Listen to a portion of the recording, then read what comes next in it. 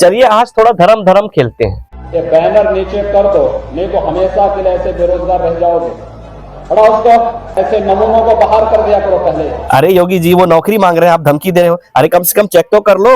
अरे वो सब एक है तो सेफ है वाले हैं, उनमें से कोई कठमुल्ला नहीं है। कम से कम अपने सनातनी बेरोजगारों का तो सम्मान करो। अरे योगी जी 70 लाख रोजगार देने का जुमला आप ही तो दिए थे, अब वो बेचारे मांग रहे हैं तो उनको भगा रहे हो आप। का सबको गौरक्षक और मस्जिद खोदने वाला बनाना चाहते हो का? अरे कम से कम देख तो लो उस भीड़ में कितने हमारे सनातनी बेरोजगार हैं। सीधा उन्हें नमूना बोल दिया। क्या ये सनातनी बेरोजगारों का अपमान नहीं है? अरे सिर्फ हिंदू मुसलमान मस्जिद खोदने के लिए, चर्च में तोड़फोड़ करने के लिए ही आपको हिंदू युवाओं की जरूरत पड़ती है क्या?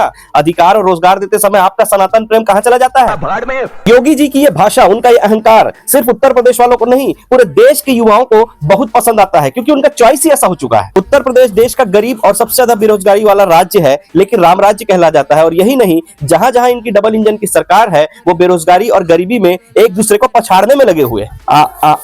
इसमें डबल इंजन सरकार का कोई दोष नहीं है भैया, इसमें 100% दोष आपका ही है। अनपढ़ जाहिल गवारों को और दुनिया के सबसे बड़े नमूनों को जाति और धर्म के आधार पर आप चुनोगे तो अपने कर्मों के आधार पर बेरोजगार और नमूने तो कहलाओगे। मैं बिल्कुल सहमत हूं योगी जी के साथ। I agree with you Yogi ji. आपने देश के बेरोजगारों को, यूपी के बेरोजगारों को जो नमूना कहा है ना, बिल्कुल इस देश का युवा जो बेरोजगार है वो साला नमूना ही है। इन युवा बेरोजगार नमूनों को अखंड भारत भी चाहिए, भाजपा भी चाहिए और रोजगार भी चाहिए। सॉरी बॉस, सॉरी मेरे नमूने बेरोजगारों, ये पॉसिबल नहीं है। उत्तर प्रदेश और देश के सभी युवा बेरोजगार नमूनों, मैं भी चौकीदार की अपार सफलता के बाद अगले चुनाव के लिए तैयार हो जाइए और टैगलाइन बना लीजिए, मैं भी सनातनी बेरोजगार। अब इसे हैशटैग चलाइए या इसका ट्रेंड चलाइए, आपके ऊपर है। हर हर कटोरा, घर घर कटोरा।